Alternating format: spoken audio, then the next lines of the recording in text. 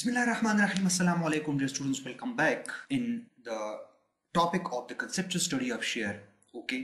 Student basically इससे पहले हमने टॉपिक पार्ट 1 कवर किया और उसमें बेसिकली जो शेयर की बेसिक कंसेप्ट्स थे वो हम थारोली स्टडी किए. ठीक है. So before the lecture we were in the third stage and now इंशाल्लाह I will brighten your mind. Okay. हमने क्या स्टडी किया उस लेक्चर नंबर पार्ट 1 में? बेसिकली हमने शेयर उसके टाइप स्टडी किए थारोली. हमने शेयर इक्वेशन स्टडी किया और जो बेंडिंग इक्वेशन होता है इन दोनों का आपस में रिलेशनशिप क्या होती है, शेयर की variation along the depth along the length हमने स्टडी किया. और शेयर की वजह से जो क्रैक्स डेवलप होती है, शेयर की वजह से नहीं बल्कि बेंडिंग की वजह से जो क्रैक्स डेवलप होती है, टेंसाइल स्ट्रेसेस की वजह से जो क्रैक्स डेवलप होती है, उनके टाइप्स, उनकी रीजंस हमने स्टडी किए, क्यों डेवलप होती है. और बेसिकली अगर आप लोगों को मैं वो वीडियो दिखाऊं तो इस जो सारे क्रैक्स बनते हैं बेसिकली उसको थारोली हम स्टडी की. क्रैक इधर क्यों डेवलप होती हैं, ये क्रैक जो परपेंडिकुलर डेवलप होता है फिर इंक्लाइंड होता है, ये क्यों होता है. स्टिरअप हम वर्टिकली प्रोवाइड करते हैं, क्या ये ठीक है? इसको इंक्लाइंड क्यों नहीं देना चाहिए, उसकी रीजंस को बता दिए. और सबसे the most important question which I give you the answer that share is not a problem.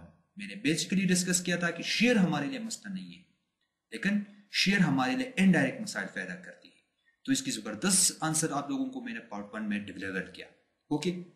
इस लेक्चर में जो सबसे अहम टॉपिक्स होंगे वो शेयर स्ट्रेंथ ऑफ कंक्रीट क्या होती है, जो हम आमतौर पर 2FC फ्राइम रूट लेते हैं, क्यों लेते हैं. ठीक है. इसकी कोई ऑथेंटिक रीजंस है. ओके. कोड क्या कहता है, कोड की प्रोविजंस क्या है अकॉर्डिंग टू शेयर, और शेयर और एक्सियल फोर्स का आपस में क्या रिलेशनशिप है. ओके. इसके अलावा इसमें सबसे इंपॉर्टेंट चीजें जो हम डिस्कस करेंगे वो हम सिर्फ डिजाइन को डिस्कस करेंगे थोड़ा सा, कि स्ट्रिप्स को हम किस तरह डिजाइन करते हैं. इसके अलावा जो सबसे इंपॉर्टेंट पॉइंट है इस लेक्चर के पार्ट में से वो ये है कि हम क्रिटिकल शेयर को एट अ डिस्टेंस डी क्यों लेते हैं. मुझे पता है बहुत सारे स्टूडेंट को ये इस क्वेश्चन का आंसर मालूम नहीं होता. I will give you the answer. Okay. So start करते हैं फर्स्ट ऑफ ऑल कंक्रीट की टेंसाइल स्ट्रेंथ की. देखिए कंक्रीट की जो टेंसाइल स्ट्रेंथ होती है ये आमतौर पर हम लेते हैं जो FT होती है कंक्रीट की, आमतौर पर हम 3 to 5 लेते हैं. 3 to 5 FC फ्राइम अंडर रूट. याद रखिए इसको हम लेते हैं कंक्रीट की जो कंप्रेसर स्ट्रेंथ होती है उसका 3 to 5 टाइम हम इसको लेते हैं. ठीक है. याद रखिए कंक्रीट की मुख्तलिफ टेंसाइल स्ट्रेंथ है. एक होती है direct tensile strength. Direct tensile strength हम ब्रिक्यूट बना के कंक्रीट के ओके उनसे हम डायरेक्टली मेजर करते हैं. ब्रिक्यूट जाहिर है आप लोग उसको अगर सर्च करें तो इस तरह की वो ब्रिक्यूट्स होती हैं और उसको हम खींचते हैं. बेसिकली हम टेंसाइल फोर्स लगा के बेसिकली हम उसकी डायरेक्ट टेंशन डिटरमिन करते हैं. तो ब्रिक्यूट से जो टेंसाइल स्ट्रेंथ FT डिटरमिन की जाती है वो 3 to 5 2 to 3 normal light weight concrete के लिए और नॉर्मल वेट कंक्रीट के लिए इतनी होती है. स्प्लिट सिलेंडर टेस्ट आप लोगों ने देखा होगा जिसमें बेसिकली आपके एक सिलेंडर बनता है और वो दो पीसेस में से जो होती हैं वो यू कैन से डिस्ट्रीब्यूट होता है, वो के डिवाइड होती है. उसमें बेसिकली ये इनडायरेक्ट टेंसाइल स्ट्रेंथ होती है. ये आपकी डायरेक्ट है लेकिन इनडायरेक्ट मेजरमेंट होती है जो 6 to 8 टाइम इसके लिए और 4 to 6 टाइम. और जो मॉडुलस ऑफ रप्चर है FR, याद रखें मॉडुलस ऑफ रप्चर से मुराद कंक्रीट की वो स्ट्रेंथ वो स्ट्रेस होती है जिसके बाद कंक्रीट में फर्स्ट क्रैक डेवलप होती है. उस स्ट्रेंथ को हम बेसिकली मॉडुलस ऑफ रप्चर कहते हैं. वो 8 to 12 और 6 to 8 तक होती है. ये रेंजेस है. याद रखें सबसे पहले मैं आप लोगों के साथ शेयर करूं कंक्रीट की जो शेयर स्ट्रेंथ होती है, शेयर स्ट्रेंथ. अब टेस्ट रिजल्ट से हम जो लेते हैं आमतौर पर हम लेते हैं 2 times FC prime under root. Clear? Let me show you in these notes. देखिए कंक्रीट की जो डायरेक्ट टेंसाइल, याद रखें हमें ये स्ट्रेंथ जो है वो दरकार होती है. ये रेंज करती है 3 to 5 times of FC prime under root के square root of FC prime. Now shear strength of concrete, ये जो सेंटेंसेस है बहुत इंपॉर्टेंट है. देखिए a large number of tests on beams have shown that the region where small amount and large shear exist, this is important. Small amount like you can say जो beam की जो reason जो support के करीब जो reason होती है यहाँ पे बेंडिंग कम होती है सिंपली सपोर्टेड बीम में, और आपके शीयर स्ट्रेस ज्यादा होती है। तो ऐसी जगहों में बेसिकली इन एरियाज में आप कंक्रीट की जो टेंसाइल शीयर स्ट्रेंथ होती है उसको आप 3.5 टाइम्स आप इप्सी पिरामिड रूट ले सकते हैं। लेकिन when there is large movements, okay, and sufficient adequate longitudinal reinforcement have been provided, the nominal shear strength corresponding to formation of diagonal tension cracks can be taken as VCR equals to 2 square root times of FC prime। तो ये चीज बहुत important है। देखिए आमतौर पर beam की वो रीजन लाइक ये जो रीजन होती है, अब जहां पे बेंडिंग मूवमेंट ज्यादा हो, जहां पे बेंडिंग मूवमेंट ज्यादा हो और वहां पे sufficient amount of longitudinal reinforcement provided हो, ठीक है, तो उन रीजन में आप जो कंक्रीट की जो शीयर स्ट्रेंथ होती है आप इसके बराबर लेते हैं और ये सबसे कंजर्वेटिव वैल्यू है, ठीक है, जो कि हम मोस्टली यूज करते हैं, ठीक है ना। तो पीसीआर जो होती है वो आमतौर पर कंक्रीट की जो कम शीयर स्ट्रेंथ होती है हम इसके बराबर लेते हैं, ठीक है, फॉर कंजर्वेटिव अप्रोच। आल्दो वो रीजन जहां पे मूवमेंट कम होती है तो वहां पे आप 3.5 टन तक ले सकते हैं, लेकिन जहां पे मूवमेंट ज्यादा हो और आपने sufficient amount of longitudinal reinforcement provide की हो, शर्त ये है, ठीक है ना। जिस तरह सपोर्ट्स के ऊपर अगर आप बात करें तो सपोर्ट पे आपकी जो शेयर भी ज्यादा होती है, लेकिन उसके साथ नेगेटिव मूवमेंट भी बहुत ज्यादा होती है, लेकिन नेगेटिव मूवमेंट को कवर करने के लिए हम सफिशिएंट अमाउंट ऑफ स्टील डालते हैं longitudinal, so that why on those reasons you can use this shear strength, okay। इसके बाद the same has been adopted, ये जो 2 point FC prime root है, SEA कोड ने बेसिकली यही 2 times of square root of FC prime adopt किया है। और this reduction of shear strength of concrete is due to the free existence of flexure cracks। It is important to mention here that this value of shear strength of concrete exists at an ultimate। This is very important sentences। Student इसको जरा समझिए। देखिए ये जो strength हम लेते हैं ना 2 times of FC prime under root, ये कंक्रीट की वो shear स्ट्रेंथ है जो क्रैक से पहले होती है। जब क्रैक डेवलप होता है तो ये वो स्ट्रेंथ नहीं है, यानी कि ये हम बहुत कंजर्वेटिव वैल्यू ले रहे हैं, ठीक है ना, बहुत कंजर्वेटिव वैल्यू ले रहे हैं, यानी कि ये वो स्टेज है। यहाँ पे आप देख सकते हैं शेयर स्ट्रेंथ जितनी हमने रिडक्ट की है, strength of concrete is due to the pre-existence of flexure cracks। It is important to mention here that this value is on the ultimate stage। ultimate stage का मतलब ये कि जब क्रैक डेवलप होने के करीब हो या फेलियर तकरीबन के कंडीशन हो, ठीक है, तो उस दौरान उसकी जो कंक्रीट की जो शीयर स्ट्रेंथ होती है वो उसके बराबर होती है। इसके बाद हमारी जो सबसे अहम टॉपिक है वो है कंक्रीट की शीयर स्ट्रेंथ। देखिए कंक्रीट की जो शीयर स्ट्रेंथ होती है बेसिकली, ये बात आप लोगों के साथ मैं जरा शेयर करूं, कंक्रीट की जो शीयर स्ट्रेंथ होती है आमतौर पर हम नॉमिनल शेयर की बात करते हैं। सो नॉमिनल शेयर ऑफ कंक्रीट की जो स्ट्रेंथ होती है वो VC प्लस VS के बराबर होती है, यानी कि जो shear strength provided by the stirrups plus shear strength provided by the concrete। This is important, okay, understand this। Similarly आपकी जो movement nominal movement capacity है कंक्रीट की वो भी MC plus MS होती है, ये बात आप याद रखें, ये बहुत इंटरेस्टिंग बात है। आमतौर पर आप लोगों ने देखा होगा कि जब भी हम कंक्रीट की फ्लेक्शन कैपेसिटी मालूम करते हैं तो उसमें हम MC को 0 लेते हैं। कोड भी ये डिफाइन करता है, क्यों लेते हैं, क्योंकि जाहिर है मूवमेंट कैपेसिटी जो होती है कंक्रीट की टेंशन में वो बहुत कम है। अगर आप इसको मालूम भी करें तो उसकी बहुत कम वैल्यू आती है, तो इस वजह से हम उसको इग्नोर करते हैं। वरना ये बात आप याद रखिए, कंक्रीट की जो फ्लेक्शन कैपेसिटी की जो इक्वेशन है वो एक्चुअली ये है। याद रखिए हम शीयर में कंक्रीट की शीयर स्ट्रेंथ को अकाउंट करते हैं, लेकिन मूवमेंट कैपेसिटी हम अकाउंट नहीं करते। ये बहुत जबरदस्त बात है जो कि आमतौर पर हम 20 लेवल पर आप जितने भी डिजाइन करते हैं आपने देखा होगा MC का टर्म आपने यूज नहीं किया होगा। हमेशा जो हम पाई की इक्वेशन लिखते हैं तो क्या लिखते हैं, pi M is equal to pi MD बराबर होती है MD के। कभी आपने इसमें MC देखा है? नहीं देखा है, ठीक है ना। तो MC होती है, लेकिन इसकी वैल्यू अगर आप डिटरमिन भी करें तो बहुत कम होती है, क्योंकि टेंशन में कंक्रीट बहुत कमजोर है। लेकिन शेयर में वी वैल्यू हम इग्नोर नहीं करते, शेयर में कंक्रीट की शेयर स्ट्रेंथ हम काउंट करते हैं, ये बात याद रखें, ठीक है। इसके बाद अब हम मालूम करते हैं कंक्रीट की नॉमिनल कैपेसिटी को। अब कंक्रीट की जो नॉमिनल कैपेसिटी है वो VC प्लस VS के बराबर है। अब आप लोगों को ये बात तो क्लियर हो गई कि जो VC है वो basically VC is nothing, it is just only 2 times of FC prime under root. अब आपको तो ये रीजन क्लियर हो गया क्यों हम FC प्राइम अंडर रूट ही लेते हैं। कोड डिफाइन करता है, टेस्ट से ये रिजल्ट में पता है। ओके, अब हमारी जो इंटरेस्ट है वो VS में है। देखिए VS आपकी वो स्ट्रेंथ है जो आपको स्टिर प्रोवाइड करती है।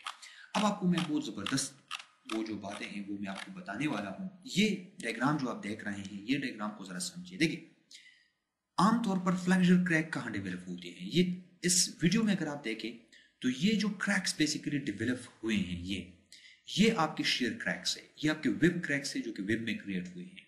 देखिए these are the cracks which is purely due to shear. Okay, now जो समझने की बात है इसमें वो आप ये समझे कि जो क्रैक बेसिकली डेवलप हुआ है ये सपोर्ट है ना, सपोर्ट से किसी खास डिस्टेंस के ऊपर डेवलप है। इसकी भी मैं रीजन बताऊंगा इंशाल्लाह, लेकिन ये वीडियो आपके लिए बहुत बहुत जबरदस्त वीडियो है, ठीक है ना। यहाँ पे आप एक्सपेरिमेंटली देख सकते हैं कि ये सपोर्ट पे ये क्रैक डेवलप नहीं हुआ है, ये एक खास सा डिस्टेंस के ऊपर है। ये क्यों है इसकी रीजन बताऊंगा। अब ये क्रैक आप देख रहे हैं ना, इसी ही क्रैक को मैंने यहाँ पे कंसिडर किया है। यहाँ पे देखिए ये वो क्रैक है जो कि बेसिकली डेवलप हुई है। अब ये क्रैक इसको तकरीबन हम कंसिडर करते हैं it an angle of 45 degree approximately, हम इसको इस तरह कंसिडर करते हैं। अब देखिए जब ये शेयर क्रैक बनती है बेसिकली तो यहाँ पे कुछ फोर्सेस जनरेट होती है, कुछ शेयर फोर्सेस, क्योंकि जाहिर है यहाँ पे दो पार्टिकल जो है, दो पोर्शंस ओके एक दूसरे से क्या होती हैं, सेपरेट होती है बीम की। इस तरह ये बीम के पोर्शन है ना, तो जब ये सेपरेशन होती है तो यहाँ पे जाहिर है कि दो बॉडीज जब स्लाइड करती है तो शेयर के कुछ ना कुछ, लेकिन ये बेसिकली यहाँ पे जाहिर है शेयर डायगोनल टेंसाइल स्ट्रेस होती है जो कि मैंने पहले पार्ट में एक्सप्लेन किया क्यों होती है। अभी प्रिंसिपल स्ट्रेसेस होती हैं जो कि यहाँ इस सरफेस के ऊपर एग्जैक्ट करती हैं, इन दो पार्ट्स को आपस में सेपरेट करती है। लेकिन इस दौरान जब सेपरेशन होती है तो तीन तरह के फोर्सेस होती हैं जो इस क्रैक के खिलाफ मुजाहिमत पेश करती है, जो इन क्रैक को डेवलप होने से रोकती है, यू कैन से। अब वो तीन फोर्सेस क्या है, उसमें सबसे पहले फोर्स जो है वो आप देख रहे हैं VC है। अब VC जो है ये आप देखें, ये VC बेसिकली इस रीजन में होती है जहां पे कंप्रेशन है। अब जाहिर है कंप्रेशन फोर्स आप देख रहे हैं ना, अब ये कंप्रेशन फोर्स जो है जाहिर है जब आप किसी भी बॉडी को प्रेस करते हैं, यहां से प्रेस करते हैं उधर से वो फोर्स लगती है, तो this is not possible to separate them easily. Okay, इन दो पार्ट्स को फिर सेपरेट करना it is difficult, so that why you see the crack stop here and just developing in the horizontal direction. ये आप देख सकते हैं ऊपर कंप्रेशन जोन की तरफ ये क्रैक प्रोपेगेट नहीं करता। क्यों नहीं करता, क्योंकि ऊपर कंप्रेशन जोन है, और जब दो बॉडीज को आप कंप्रेस करते हैं in opposite direction, so this is not easy to separate them. Okay, that is the reason. ये बहुत इंपॉर्टेंट क्वेश्चन है, ठीक है ना, कि वो आगे की तरफ क्यों नहीं जाता, क्योंकि वहां पे कंप्रेशन है। एक बात, दूसरी बात, यहाँ पे जो कंप्रेशन की वजह से जो फोर्स डेवलप होती है, जो शेयर को रोकती है, वो VC है, उसको हम शेयर में काउंट करते हैं। एक बात, दूसरी बात ये होती है कि यहाँ पे इंटरलॉकिंग का एक्शन होता है, इसको हम इंटरनल एंगल ऑफ फ्रैक्शन, जो कि आपने सॉइल में स्टडी किया होगा। जाहिर है कि सरफेस जो है वो रफ है, यहाँ पे एग्रीगेट है, और उस रफनेस की वजह से एक फोर्स, एक शेयर फोर्स डेवलप होती है जो इंटरलॉकिंग रिएक्शन से डेवलप होती है, और उसको डिनोट किया गया है V एग्रीगेट्स, या इसको आमतौर पर हम डिनोट करते हैं VI। ओके, VI से भी नोट करते हैं, इंटरलॉकिंग की वजह से बेसिकली होती है, क्योंकि जाहिर है ये पार्ट जब सेपरेट होता है तो इस पार्ट के साथ जब मूवमेंट होती है तो इंटरलॉकिंग ऑफ द एग्रीगेट्स होती है, और उसकी वजह से यू समझ ले कि किसी अमाउंट की शेयर स्ट्रेस डेवलप होती है। तो ये भी वो रेजिस्टेंस है बेसिकली जो इस सेपरेशन को रोकती है, ठीक है। अब इसके बाद आप नीचे ये जो बार देख रहे हैं जो कि आपकी फ्लेक्सर रीइंफोर्समेंट है। आप देखिए जब भी दो, अगर आपने रोड को स्टडी किया हो, रिजिड पेवमेंट जब हम डिजाइन करते हैं तो उसमें हम बार्स रखते हैं। जब दो पोर्शंस आपके होते हैं तो उसमें हम कुछ बार्स रखते हैं फीट डिस्टेंस के ऊपर, उसको हम डबल बार्स कहते हैं। अभी कॉलम में भी हम डबल बार्स प्रोवाइड करते हैं। ये बार बेसिकली क्या होती है कि जब इस कंक्रीट की पोर्शन पे जब लोडिंग आती है ना और इसमें मूवमेंट होती है तो ये इस बार का जो क्रॉस सेक्शनल एरिया होता है इसके ऊपर एक फोर्स ऑफ रेजिस्टेंस डेवलप होती है। ठीक है ना, जो कि आपको रेजिस्ट करती है, एक तरह की शीर होती है जो कि आपको इन बॉडीज को सेपरेट होने से रोकती है, इसको हम डाउल एक्शन कहते हैं। तो ये तीन तरह की जो बेसिक शीयर रेजिस्टेंस फोर्सेस है, ये शीयर क्रैक डेवलप करने से, शीयर क्रैक को प्रिवेंट करती है, शीयर क्रैक को यू कैन से उसको शीयर के खिलाफ एक मुजाहिमती कुव्वत है। अब याद रखें, ये प्रैक्टिकली हम इन फोर्सेस को डिटरमिन नहीं करते, प्रैक्टिकली हम क्या एजम्पशन यूज करते हैं, ये आप जरा समझे इस बात को। देखिए, हम एज्यूम करते हैं कि ये जो वी आई है बेसिकली प्लस जो एग्रीगेट इंटरलॉकिंग है प्लस जो वी डी है जो डाबल एक्शन फोर्स है, और हमारे पास जो वी सी है जो कि कंप्रेशन की वजह से रेजिस्टेंस है, इसको यानी कि ये क्रैक डेवलप होने से पहले हम एज्यूम करते हैं कि ये ग्रेटर है या इक्वल है किसके, वी सी के। और वी सी किसके बराबर है, 2 times of F C prime under root के। अभी आप देखें, ये वैल्यूज जो है यानी कि ये बहुत कंजर्वेटिव अप्रोच है, ठीक है नहीं। क्रैक्स डेवलप होने से पहले आमतौर पर अगर ये क्रैक डेवलप भी हो तो ये बहुत आप देख सकते हैं इस वीडियो में, ये बहुत बारीक क्रैक होती है, ओके, और इसके अंदर इंटरलॉकिंग एक्शन होती है, ठीक है ना। तो एक तरह से रेजिस्टेंस पेश करती है, ये बात आप हमेशा याद रखिए। अब क्या है कि ये फोर्सेस, तो I think so you will be now it will be clear, और ये बातें भी मैंने आप लोगों को एक्सप्लेन की। हम यहाँ पे आते हैं और ये सारी चीजें मैंने आप लोगों को एक्सप्लेन की। V C Z means compression, dowel action and interlocking action. Now अब जो क्वेश्चन है वो ये है कि ये जो रेजिस्टेंस आपको ये तीनों फोर्सेस डेवलप करती है, उसको तो हम ले लेते हैं किसके बराबर, जाहिर है उसको हम बराबर ले लेते हैं वी सी के बराबर। क्लियर।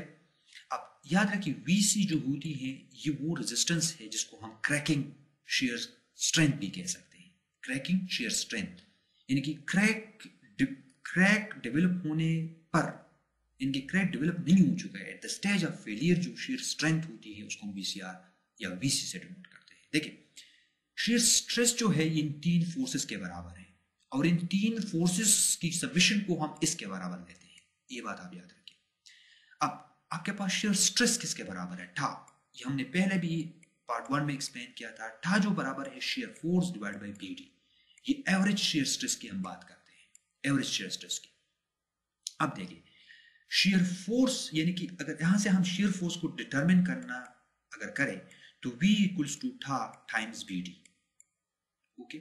अब ये शेयर स्ट्रेस है ना, शेयर स्ट्रेस यानी कि शेयर स्ट्रेस हमारे पास किसके बराबर है, 2 टाइम्स ऑफ इप्सी प्राइम अंडर रूट के और बी डी के। तो अब आपको ये इक्वेशन क्लियर होनी चाहिए कि ये इक्वेशन हम क्यों यूज करते हैं, जो कि प्रैक्टिकली आपको लोगों को मैंने ड्राइव किया। V को हम VCR के बराबर लेते हैं और VCR को हम फर्दर VC के बराबर लेते हैं, ये बात आप याद रखें। दूसरी बात ये है कि कंक्रीट तो आपको शेयर रेजिस्टेंस दे देता है, चलो ठीक है।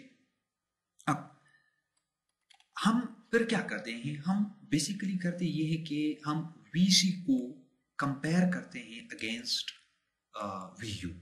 अब ये तो आप लोगों को पता होगा कि जितनी शेयर फोर्स एक्ट करता है उसको हम कंपेयर करते हैं VC से, जिसके साथ हम फैक्टर भी फिर मल्टीप्लाई करते हैं, इसको रिड्यूस कर देते हैं 0.75। अब अगर ये कंडीशन सेटिस्फाई हो तो फिर हम नॉमिनल शेयर देते हैं, फिर हम इसको 2 से डिवाइड करते हैं, तो अगर ये कंडीशन सेटिस्फाई हो तो फिर शेयर रेनफोर्समेंट की जरूरत ही नहीं होती है, ये भी आप लोगों को क्लियर है।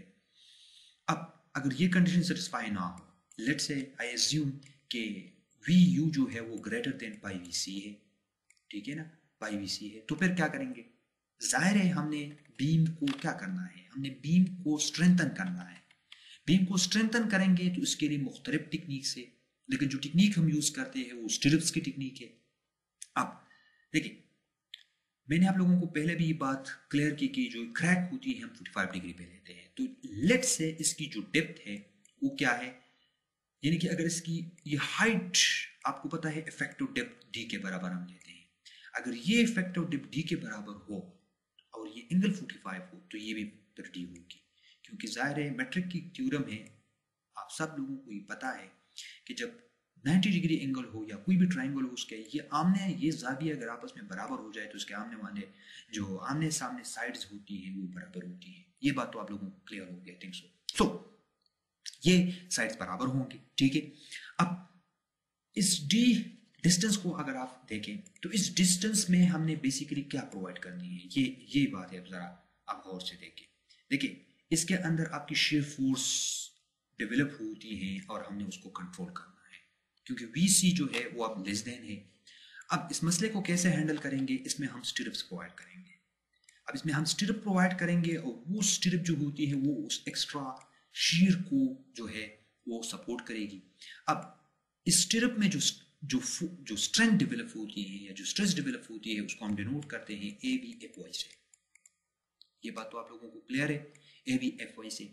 अब याद रखिए, एक स्टिरप की अगर स्ट्रेंथ इतनी है तो D डिस्टेंस में हमें कितनी स्टिरप्स चाहिए जो हमें कवर करे, बेसिकली इस कंडीशन को सेटिस्फाई करे, ठीक है ना। याद रखिए, स्टिरप आपको जो स्ट्रेंथ प्रोवाइड करती है उसको हम VS से डिनोट करते हैं, यानी कि हमने सेटिस्फाई करना है किस इक्वेशन को। Let me write down here, देखिए VU जो है it should be less than और should be equals to pi VC plus pi VS। ये तो आप लोगों को क्लियर है। अब ये VS ये वो शेयर स्ट्रेंथ है जो आपको प्रोवाइड करती है आपकी स्टिरप्स।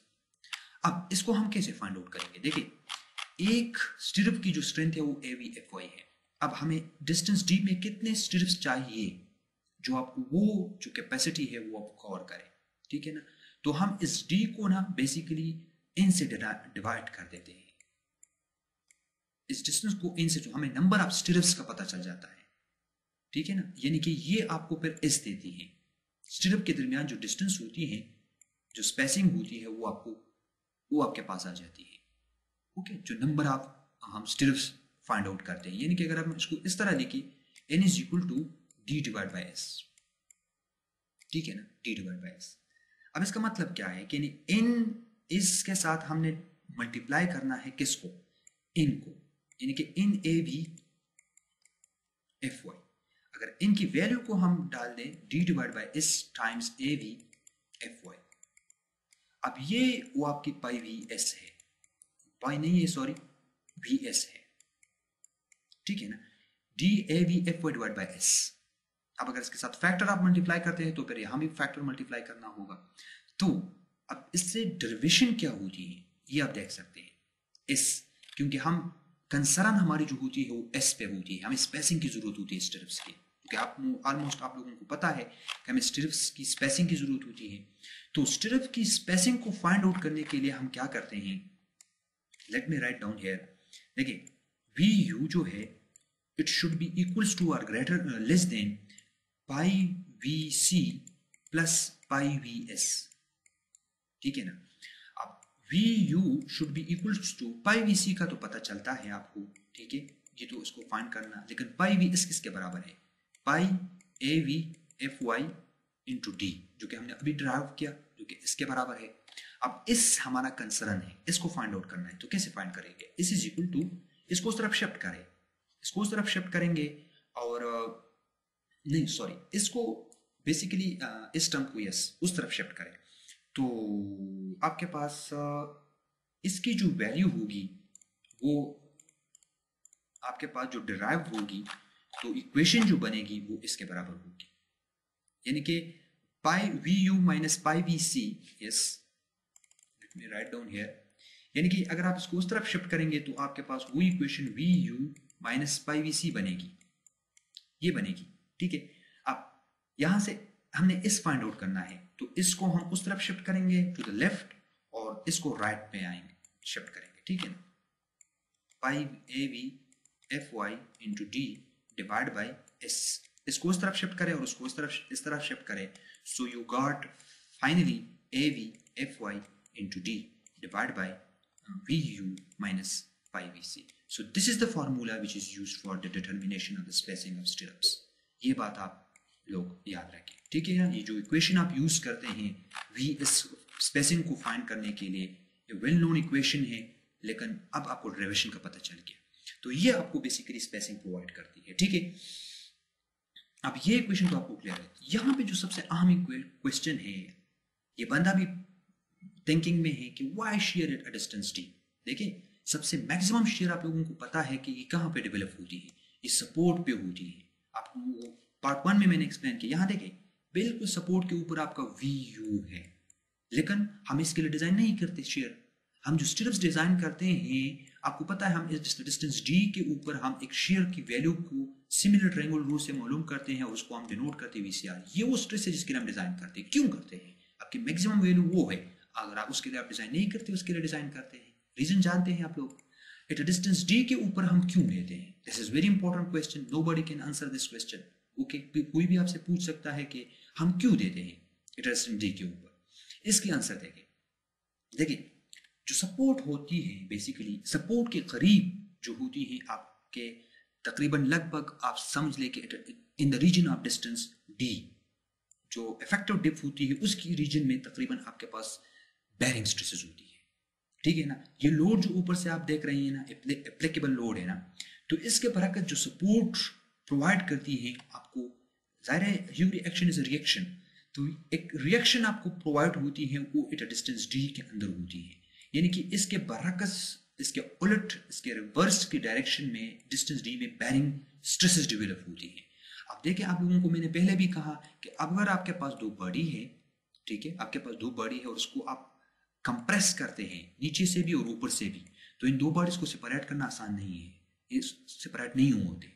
तो इस वजह से यहाँ पे जो शेयर क्रैक की जो डेवलपिंग के चांसेस है वो कम है, डेवलप ही नहीं होता। जिस तरह मैंने आप लोगों को वीडियो में, यहाँ पे आप देखें ना, ये हमारा सपोर्ट है और सपोर्ट से एट अ डिस्टेंस डी के ऊपर आप देखें ना, इधर क्रैक नहीं है, उधर उधर बीम फैन हो चुका है, लेकिन यहाँ पे क्रैक नहीं है। क्यों नहीं है? क्योंकि यहाँ पे इस सपोर्ट की वजह से बेरिंग स्ट्रेसेस डेवलप होती है और उसकी वजह से यहाँ पे शेयर क्रैक डेवलप। आल दो कि यहाँ पे शेयर की सबसे ज्यादा वैल्यू है, सबसे ज्यादा मैक्सिमम शेयर तो यहाँ है, लेकिन यहाँ क्रैक डेवलप नहीं हुआ है। क्यों डेवलप नहीं?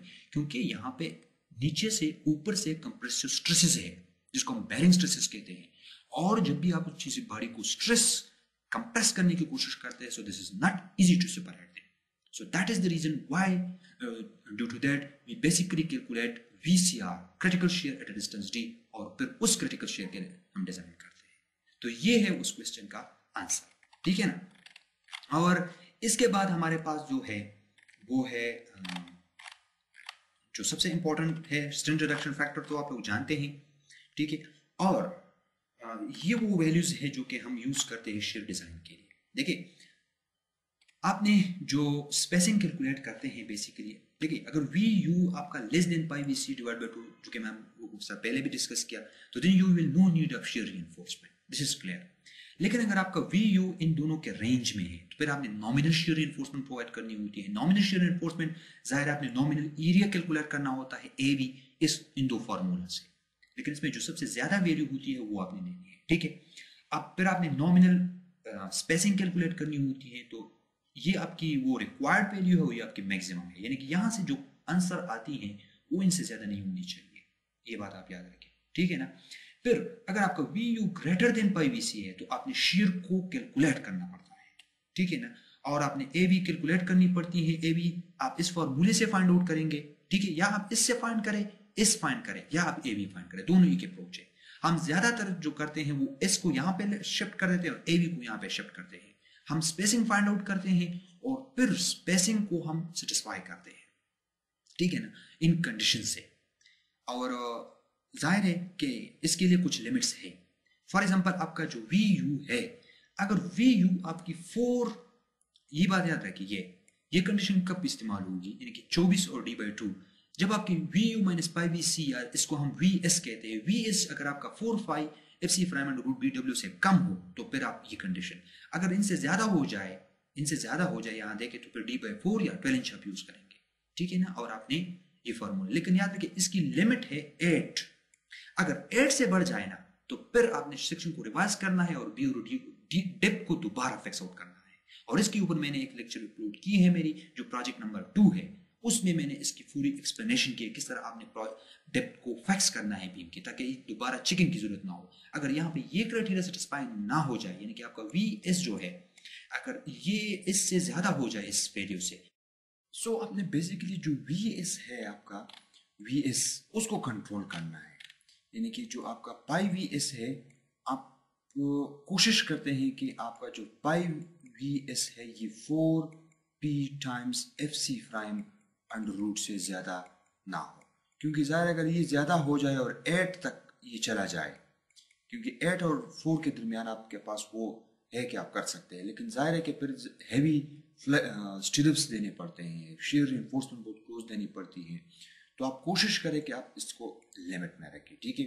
अब इसको लिमिट में कैसे रखना है, देखिए मैंने इसी के ऊपर एक वीडियो अपलोड की है, जो कि आप मेरे प्लेलिस्ट में अगर आप जाए तो complete frame structure project number 2 में ये लेक्चर नंबर 7 जो आप देख रहे हैं 300, इस लेक्चर में है कि आपने बीम की जो डेप्थ होती है वो किस तरह फिक्स करना है।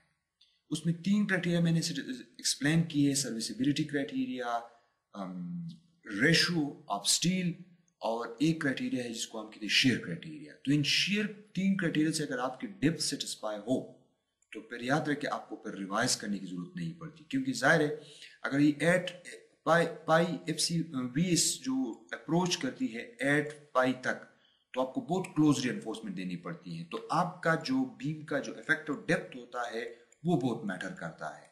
उसको कैसे फैक्स आउट करना है, तो हम बेसिकली बीम शेयर और पंचिंग शेयर उसको कंट्रोल करते हैं, तो फिर जाहिर है उस सेक्शन को रिवाइज करने की जरूरत फिर नहीं पड़ेगी। इसी के बारे में अगर आप लोगों के साथ एक वो शेयर करूँ, एक एग्जांपल शेयर करूँ, जो कि ये एग्जांपल भी अपलोडेड है मेरे यूट्यूब चैनल पे। देखिए अगर जब भी आपको शेयर, जाहिर है मुझे पता है कि ये जो टेबल मैंने आप लोगों के सामने एक्सप्लेन किया, बेसिकली ये जो टेबल है, ये टेबल बेसिकली ये, इसमें बहुत सारे लड़के कंफ्यूज होते हैं, मुझे पता है। अब मैं आप लोगों को बहुत सिंपल अंदाज में अगर आप लोगों को ये समझाऊं, तो देखिए सबसे पहले आपने क्या करना होता है, सबसे पहले आप लोगों ने डिटरमिन करनी होती है आपकी जो वी यू है और वी सी आर है। याद रखिए वी सी आर को हम डिजाइन जो हम करते हैं वी सी आर के लिए करते हैं, वी यू के लिए नहीं करते, ठीक है, ये बात आप याद रखें। आपने कैपेसिटी फाइंड आउट करनी है कंक्रीट की, कैपेसिटी को फाइंड आउट करने के बाद फिर आपने क्या करना है, देखिए ऐसे क्राइटेरिया से आपका जो आपने स्पेसिंग कैलकुलेट करनी है, ठीक है। ए वी को हम एस्यूम करते हैं, या नंबर 3 बार एस्यूम करें, या जो है नंबर 4 बार एस्यूम करते हैं। याद रखिए अगर आपकी शेयर की अमाउंट ज्यादा है, अगर आपकी शेयर की अमाउंट ज्यादा है तो याद रखें आमतौर पर हम ए वी जो लेते हैं आमतौर पर नंबर 3 लेते हैं और 0.2 हम जाहिर कंसिडर करें 0.22, जो कि आपका 2 लेग जो स्टिरअप होती है, जाहिर है उसके लिए बाज़ औक़ात आपकी शेयर की डिमांड इतनी ज़्यादा होती है कि आपको 4 लेग्स तक भी जाना पड़ता है, ठीक है ना, 4 लेग्स तक भी जाना पड़ता है, जो बड़े बड़े बीम्स में होती हैं बेसिकली। तो उस दौरान फिर आपने ए बी को एडजस्ट करना है, ठीक है। यहाँ पे ये 5 क्राइटेरियाज आप देख रहे हैं, ये 5 क्राइटेरियाज आपके सेटिस्फाई होने चाहिए।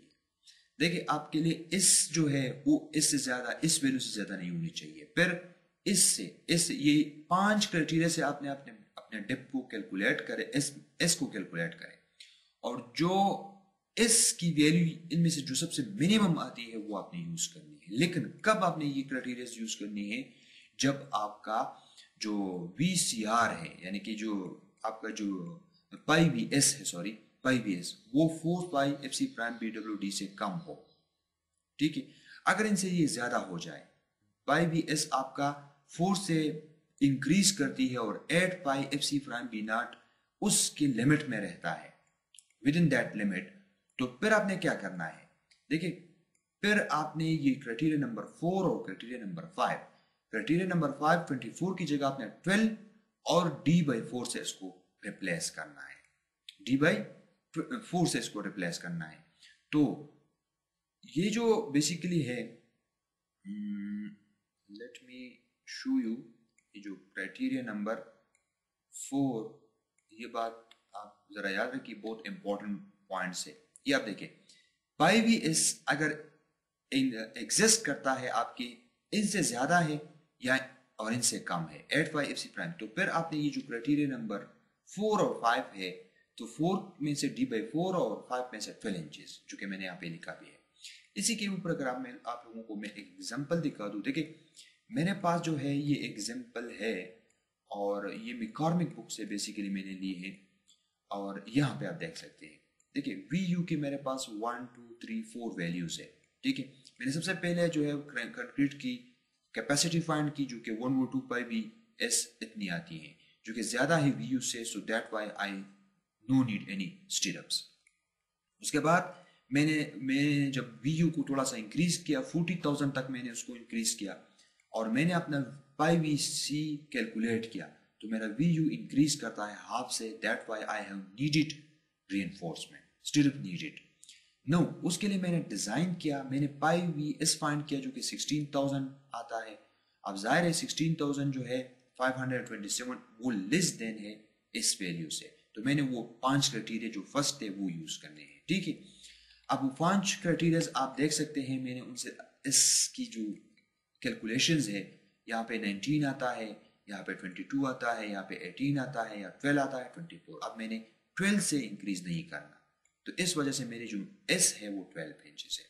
जब मैंने अपने वी यू को 60,000 तक इंक्रीज किया और मैंने अपना वी एस कैलकुलेट किया तो वो 43,000 तक आता है। अब याद रखें 43,000, यहाँ स्टिल मेरा वी एस जो है वो 73,000 से कम है, यानी कि वी एस 73,000 आपके पास आपके उससे आता है 4-5 F C prime under root से आता है, ये बात आप याद रखें। यहाँ पे मैंने वो आप लोगों के साथ शेयर भी किया, ये आप देखें, ये जो 4p एफ सी प्राइम, इसको जब आप वो कैलकुलेट करते हैं ना तो इनसे 73,000 राउंड अबाउट आता है, ठीक है। तो उस 73,000 which is less than basically 60,000, so that why आपका जो वी एस हमने कैलकुलेट किया तो आपका वी एस स्टिल 73,000 से कम है, सो दैट वाई हमने वही 5 क्राइटेरिया यूज करनी है, उसमें चेंजेस नहीं करनी है। लेकिन अब जब वी यू को हम 1,50,000 तक इंक्रीज करते हैं, सो एज यू नो कि दिस इज मोर देन 8, अब वो 4 से तो ज्यादा है लेकिन 8 से भी ज्यादा हो गया। अब इसका एडवांटेज डिसएडवांटेज आप देखें, आपने क्या करना है, उसको सोल्यूशन क्या है, इधर use large section of beam, either increase FC prime value, either use multiple leg stirrups. These are the options now. So अगर आपने इनसे बचना है तो आपने ये वीडियो समझना है, इसके मुताबिक अपने डेप्थ को फिक्स करे, तो then you don't need any kind of revision. I think so. This will be clear now. Okay. उसके बाद जो सबसे important points मैंने आप लोगों के साथ डिस्कस करनी है वो ये है, याद रखिए जो क्रिटिकल डी के ऊपर आप ये शेयर लेते हैं, ये हर पॉइंट पे हर वक्त आपने नहीं लेना है, एक बात। दूसरी बात आप याद रखिए कि जब ये जो डी डिस्टेंस हम लेते हैं ना, ये डी डिस्टेंस, इसकी एक रीजन ये भी है, एक तो बेरिंग स्ट्रेसेस है, दूसरी ये होती है कि जब आप लोड यहाँ पे यूडीएल लोडिंग, याद रखें यूडीएल लोडिंग, जब यूडीएल लोडिंग अप्लाई करते हैं नियर द सपोर्ट, तो ये बेसिकली इसकी वजह से कंप्रेशन होती है और ये लोड पर कंप्रेशन के थ्रू यहाँ पे आता है। तो जब ये कंप्रेशन के थ्रू आता है, वही पॉइंट है जो मैंने आप लोगों के साथ एक्सप्लेन की भी है, तो जाहिर है यहाँ पे स्टीयर की चांसेस नहीं होती, ठीक है। लेकिन याद रखिए अगर कोई पॉइंट लोड आता है विच एक्ट करता है, अगर आप लोगों ने बेसिकली प्लेट ग्रेडर्स डिजाइन की हो, सो इन प्लेट ग्रेडर डिजाइन हम ये चेक करते हैं बेसिकली, अगर आप लोगों ने उसकी शेयर डिजाइनिंग की हो तो उसकी सपोर्ट से हम डिस्टेंस फाइंड आउट करते हैं उस पॉइंट लोड की, कि वो सपोर्ट से विद इन डी डिस्टेंस है कि नहीं है। अगर विद इन डी डिस्टेंस है तो फिर आपने बेरिंग स्टिफनर्स यूज करने होते हैं। बेरिंग स्टिफनर्स क्या है वो तो स्टील स्ट्रक्चर में इंशाल्लाह डिस्कस करेंगे, लेकिन अगर आपका जो पॉइंट लोड है अगर विद एग्जिस्ट करता है with in the effective D distance में वो एग्जिस्ट करता है, तो फिर आपने उसके लिए बेरिंग स्टिफनेस यूज करनी होती है। यही केस इधर भी है, ये एससीआई की प्रोविजन है। देखिए मैं आपको कोड दिखाऊं, कोड में ये सारी चीजें मेंशन है, अगर आप लोग थोड़ा सा जहमत करें और आप चैप्टर नंबर, ये मेरे पास वर्जन 2 है, 2002 की कोड है, ठीक है। यहाँ पे ये सारी चीजें डिटेल में मेंशन है, आप लोग यहाँ पे ये सारी चीजें देख सकते हैं, ठीक है। लेकिन इस डी के ऊपर कुछ रिस्ट्रिक्शंस है। देखिए डी की केस अगर नॉर्मल केस लोडिंग है, जिस तरह आप कंटिन्यूस बीम है, कोई इन्वर्टेड टी बीम वगैरह, वो इन्वर्टेड टी बीम का केस मैं आप लोगों को समझाता हूँ। लेकिन आम जो सिंपली सपोर्टेड बीम है, कंटिन्यूस बीम है, तो वहां से एट अ डिस्टेंस डी के ऊपर तो आप ले सकते हैं। लेकिन यहाँ इसको देखें कि आपके पास पॉइंट लोड है, कोई कॉलम वगैरह है और वो एग्जिस्ट करता है from the face of the support with in the distance D, वो एक्ट कर रहा है, तो फिर आपने डिस्टेंस डी के ऊपर नहीं लेनी है क्रिटिकल शेयर, फिर आपने वही वी यू यूज करना है, उसके लिए डिजाइन करना है। इसी तरह अगर आपके पास इन्वर्टेड इस तरह की वो स्लैब हो, इन्वर्टेड टी बीम, यहाँ पे अगर आपके पास कोई टी बीम हो और उसका वो फ्लैंज इधर है और उसके ऊपर लोडिंग है, तो फिर भी आपने वो नहीं, क्योंकि यहाँ पे क्रैक की चांसेस फिर यहाँ होती है, तो फिर आपने वी यू के लिए डिजाइन करना होता है। ये बात है आप जहन में याद रखिएगा, हर जगह एट अ डिस्टेंस डी का जो कंसेप्ट आप लोगों के जहन में है, ये हर जगह काम नहीं करता। आपने इन चीजों को मेक श्योर करना है। जो हमारी लास्ट टॉपिक है वो है effect of the axial force. अब ये टॉपिक भी आप लोगों के लिए बिल्कुल नया है, मुझे पता है, अगर आप बी स्टूडेंट है तो देखिए यहाँ पे उसके लिए प्रोविजन है कि जब आपके पास कोई नॉन फ्रिस्टस मेंबर हो और वो एक्सियल फोर्स के साथ सब्जेक्टेड हो, एक्सियल फोर्स भी हो शेयर भी हो, तो दिन याद रखिए ये जो आप यूज करते हैं इसको आप क्या कर सकते हैं, for member subjected to axial compression, अगर कंप्रेशन है तो फिर आप ये इक्वेशन यूज कर सकते हैं। याद रखिए अब यही एक्सप्लेनेशन है, क्योंकि जाहिर है कि जब आपका सेक्शन जो होता है वो कंप्रेशन में आता है, तो कंप्रेशन में मैंने पहले भी आप लोगों के साथ डिस्कस किया कि उसकी वजह से शेयर कैपेसिटी ऑफ कंक्रीट जो होती है वो थोड़ी सी इंक्रीज हो जाती है। तो उस इंक्रीज को कवर करने के लिए यहाँ पे वो फैक्टर जो है ना वो अप्लाई है, लेकिन यहाँ पे एक बेसिकली उसके ऊपर रिस्ट्रिक्शन भी है। याद रखिए ये रिस्ट्रिक्शन जरा आप पढ़ लीजिए कि ये इनसे जो कैलकुलेटेड वैल्यू है ना, ये 3.5 एफसी प्राइम BWD से ज्यादा नहीं होनी चाहिए। This is restriction.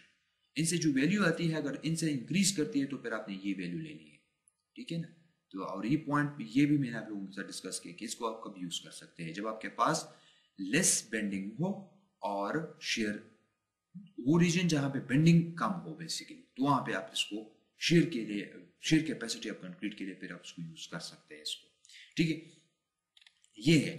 अब एजी क्या है, वो ग्रास एरिया है, इन यू क्या है, वो एक्सियल फोर्स है। इसके बरकस अगर आपके पास टेंशन आ जाए तो फिर टेंशन की सूरत में भी एसीआई कोड यही इक्वेशन आपको डिफाइन करती है बेसिकली। ये आप देख सकते हैं कि अगर आपके पास टेंशन हो तो आपने इन को फिर नेगेटिव लेना है, क्योंकि जाहिर है वो ऑलरेडी टेंशन में है और टेंशन की वजह से जो वो होती है वो टेंसाइल स्ट्रेसेस होती है और वो शेयर को फिर डिक्रीज करती है। लेकिन बट नॉट लेस देन, ये वैल्यू जो है वो जीरो से कम नहीं होनी चाहिए। और ये बातें इधर भी मेंशन है, ठीक है। तो ये सारे डिस्कशन आप इस कोड में देख सकते हैं, बहुत जबरदस्त डिस्कशन है ये जो मैंने आप लोगों के साथ स्टिरप्स डिस्कस किए, ये पूरी की पूरी डिटेल यहाँ पे मौजूद है कि कब, देखिए अदर बहुत सारे ऐसे लिमिटेशंस हैं जो आप लोगों को ये 8 एफसी प्राइम BWD का जो ये जिक्र उन्होंने किया है, shall not be greater than taken as greater than, आपकी जो VS है इनसे ज्यादा नहीं होनी चाहिए, ठीक है ना। बाज लोग ये भी याद रखें कि पाई के साथ कंफ्यूज, याद रखें अगर आप पाई VS के साथ कंपेयर करते हैं ना, पाई VS के साथ, तो फिर इसको भी पाई से मल्टीप्लाई करना जो कि 0.7 है। अगर आप पाई को स्किप करते हैं तो फिर यहाँ से भी पाई को स्किप करना पड़ेगा, ये बहुत जरूरी है। और इसके बाद में जो आने वाला टॉपिक है ना वो भी बहुत इंटरेस्टिंग टॉपिक है, जो कि आप लोगों ने, अगर आप BS के स्टूडेंट है अभी तक, ये आपने कवर नहीं किया होगा और ना आपने इसको देखा होगा। याद रखिए बीम जो डिजाइन होती है वो आप यूं समझिए कि फोर्स लोड्स के लिए डिजाइन होती है बेसिकली। आमतौर पर और भी बहुत सारे लोड्स हो सकती है, लेकिन 4 मेजर लोड्स है आपका। सबसे पहले जो है वो फ्लेक्सर है, शेयर है, टार्जन है और एक्सियल फोर्स है, इनके लिए डिजाइन होती है। आपने तो 20 लेवल के ऊपर सिर्फ फ्लेक्सर और शेयर का वो समझा है ना। इसके बाद मैं आप लोगों को टार्जन दिखाऊंगा और फिर टार्जन और शेयर को हम आपस में लिंक करेंगे कि इसका आपस में क्या वो इंटरेक्शन है, क्योंकि टार्जन को कंट्रोल कैसे करना है वो हम शेयर रिइंफोर्समेंट के थ्रू करते हैं, लेकिन शेयर और फिर टार्जन को कैसे सेटिस्फाई करना है इसके बाद में आने वाले जो लेक्चर्स है वो बहुत इंटरेस्टिंग है। उससे आप बहुत ज्यादा कुछ सीख सकते हैं कि टार्जन कब मसला करती है, कब पैदा होती है, और वो बहुत इंपॉर्टेंट इंशाल्लाह वो हम डिस्कस करेंगे। यहाँ तक हमारा जो ये टॉपिक था ये वाइंड अप।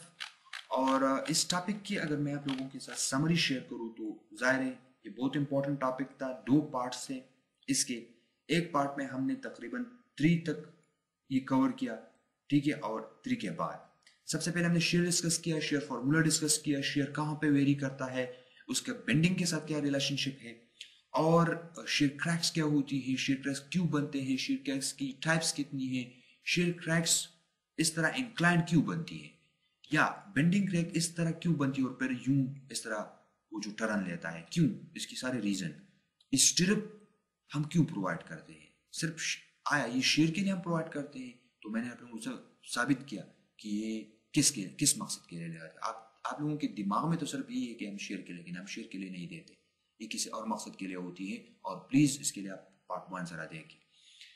इसके बाद हमने डिस्कस किया शेयर स्ट्रेंथ ऑफ कंक्रीट, और शेयर स्ट्रेंथ ऑफ कंक्रीट का टेंसाइल स्ट्रेंथ ऑफ कंक्रीट के साथ क्या रिलेशनशिप है, क्यों हमें टेंसाइल स्ट्रेंथ ऑफ कंक्रीट जरूरी है, और हम बेंडिंग स्ट्रेंथ ऑफ कंक्रीट को निग्लेक्ट क्यों करते हैं, share strength of concrete BC क्योंकि हम एमसी को हम इग्नोर करते हैं, वीसी को लेते क्यों लेते हैं। इसके अलावा जो at a critical distance D हम लेते हैं क्यों लेते हैं, और उसके लिए जो एसयूआई प्रोविजन है कब लेना है कब नहीं लेना है वो एक्सप्लेन किए, और एक्सियल फोर्स और शेयर का आपस में क्या रिलेशनशिप है। सो this is the summary of this lecture, and I think now you will be in this stage. So thank you for watching. See you in next lecture.